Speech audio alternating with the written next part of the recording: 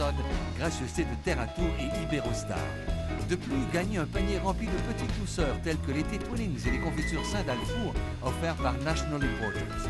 Pour participer, regardez droit au cœur et identifiez l'heure à laquelle le symbole du jour apparaîtra. Inscrivez-vous sur Internet ou envoyez vos coordonnées par la poste.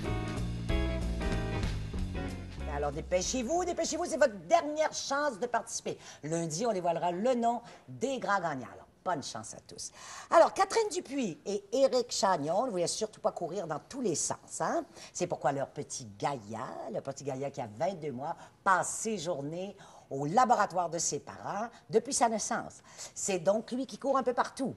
Alors, avant de les rencontrer, justement, on est allé voir comment se passait une journée au laboratoire, en compagnie, justement, de sa grand-maman Jeanne. On regarde et après, on revient avec nos invités.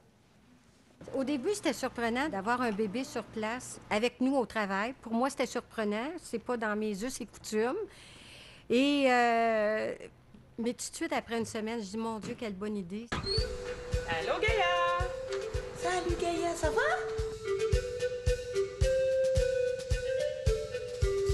Comme je suis la grand-maman de Gaïa, ça a été le rôle qu'on m'a immédiatement attribué. Alors, j'ai vu, moi, je ne sais pas combien de fois, les dodos sur mon bureau pendant que je travaillais. Je répondais au téléphone. Comme le bébé évolue dans un environnement où on travaille, c'est un enfant qui est très sociable, il est très indépendant. Il sait quand il ne peut pas nous parler, il va attendre. Son plaisir, c'est d'aller dans le laboratoire. Alors là, il pousse la porte fortement près du mur.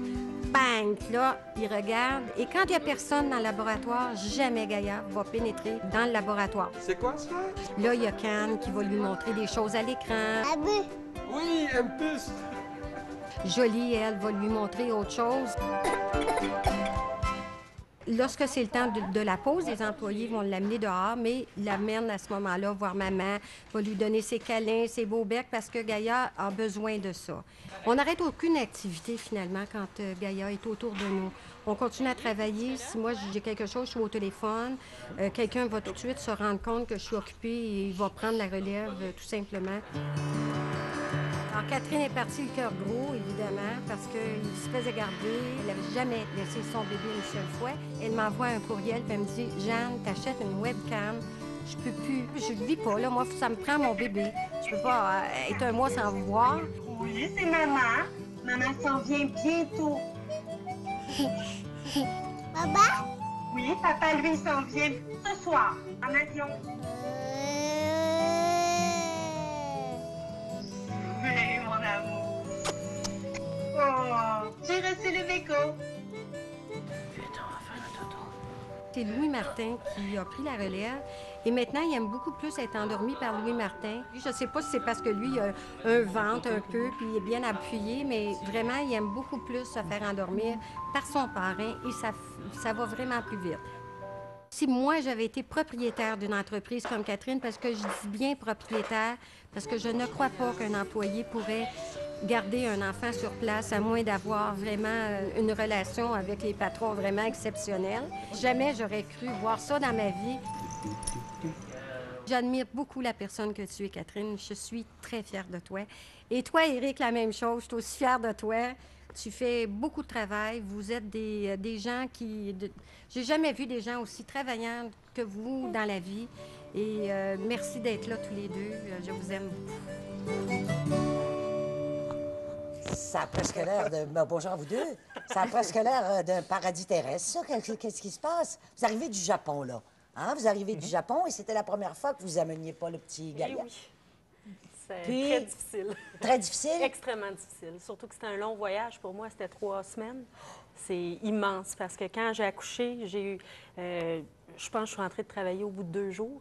Alors, immédiatement, j'étais avec le petit au bureau, puis je l'ai porté, je l'ai allaité 13 mois, puis je l'ai porté dans un porte-bébé pendant des mois. Je donnais des conférences avec lui dans le porte-bébé. Fait qu'il a vraiment suivi systématiquement dans les voyages à l'étranger, chez les fournisseurs, chez les avocats, partout. Parce qu'il n'était pas question pour vous de diviser l'aspect de votre travail, de votre carrière, de votre entreprise. C'était aussi avec l'enfant, avec la famille. C'était aussi important. Bien, c'est à peu près impossible, dans le fond, parce qu'on est, on est deux partenaires très importants au sein de l'entreprise. Fait que si un des deux partait pendant un an pour s'occuper des enfants, la compagnie ne pourrait pas tenir. Donc, nous, on a investi quand même 4 ans de notre vie pour bâtir l'entreprise jusqu'au point où est-ce que le bébé est venu au monde. Donc, c'est important qu'on puisse continuer ensemble. Donc, c'est important que le bébé vienne avec nous, dans le fond, pour que Catherine puisse continuer à travailler. Mais est-ce que c'était quelque chose que vous aviez décidé d'avance, à l'avance? Définitivement. Mais l'entreprise, nous, on l'a parti en partie pour prouver qu'il est possible de faire les choses différemment. Fait que notre entreprise a des buts sociaux très importants. Puis un de ceux-là, c'est de prouver que c'est possible de le faire. Alors là, on va déménager. C'est possible de faire quoi? De concilier le travail, le bébé, la vie au complet, de faire les choses correctement, de traiter les employés de façon éthique, d'investir dans la société, en développement durable. On fait de la prévention des toxicomanies. On amalgame tout ensemble, si vous voulez. Puis l'enfant est là-dedans. Ce qui fait que là, bientôt, on va déménager puis on va avoir une garderie à l'interne pour que mes employés puissent faire la même chose.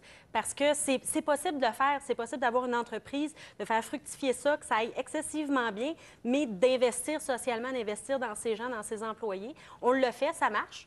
Puis j'espère pouvoir en faire profiter tout le monde, tous les employés. Mais pendant combien de temps vous pensez pouvoir tenir le coup avec l'enfant? Parce que l'enfant, il y a 22 mois, je pense. On pense le faire encore 2-3 mois. 2-3 mois? Après ça, il va rentrer en garderie, peut-être, mettons, 3 jours par semaine pour commencer, puis ensuite 5 jours par semaine. OK. Mais c'est qu'on considère que dans la société, les pires employés qu'on a eus, dans le fond, c'est les employés que les parents n'étaient pas là.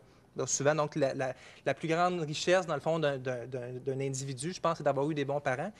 Puis on veut, dans le fond, donner tout ce qu'on peut à nos enfants. Puis en même temps, si on peut donner des conditions gagnantes aussi à nos employés en ayant une garderie à l'interne, bien, ça permet, dans le fond, d'investir dans nos enfants qui vont, après ça, s'occuper de nous autres, dans le fond. Puis la société repose, dans le fond, sur ces enfants-là dans le futur. Mais là, il y a plein de monde qui nous écoute, là, puis ils doivent se dire, mais ils sont bien chanceux, là. Je veux dire, moi, je peux pas emmener mon enfant au travail.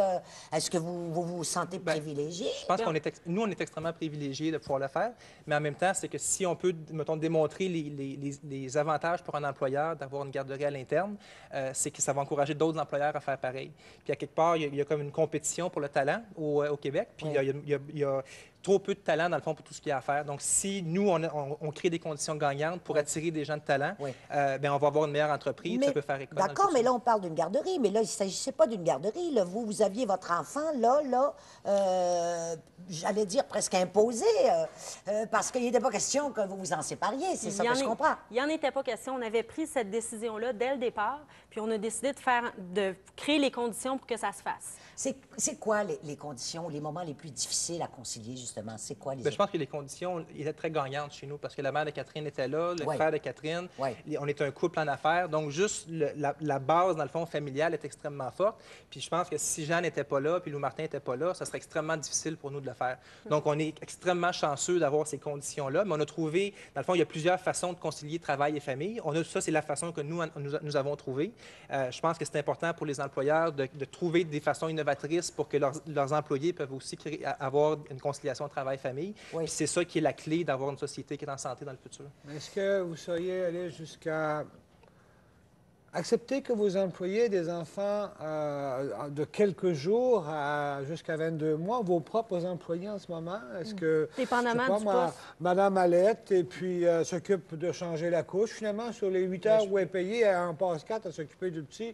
Comme employeur, vous vivez ça comment? C'est un privilège de patron, dans le fond, qu'on a présentement, puis on est les propriétaires de l'entreprise, donc on peut se permettre ça.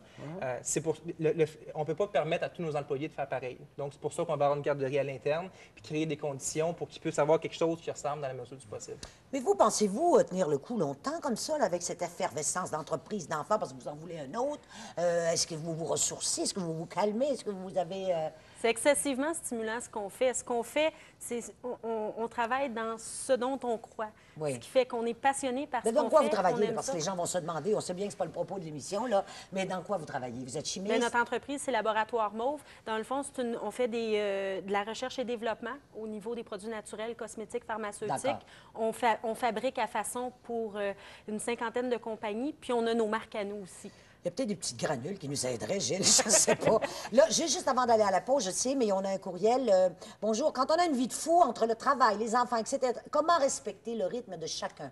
J'ai un enfant qui, lui, est de nature tranquille et nous le bousculons sans arrêt. Martine de Sherbrooke, Gilles, avant d'aller à la pause. Il n'y a pas de solution miracle. Et c'est bien ça le drame, c'est que chacun a son rythme. Je vois que 2 hyper se rencontrent, 2 hyper se rencontrent, 2 hyper... Mais là, écoute, il faut se rencontrer entre personnes aussi hyper, mais quand on fait un enfant qui, génétiquement, je ne sais pas ce qu'il y a, là, il est plus normal, là, ouais. Là, il y a des ajustements qui peuvent être un petit peu crève-cœur. D'accord, peut-être qu'on pourra continuer à discuter justement après la pause. On poursuit notre discussion. Restez avec nous.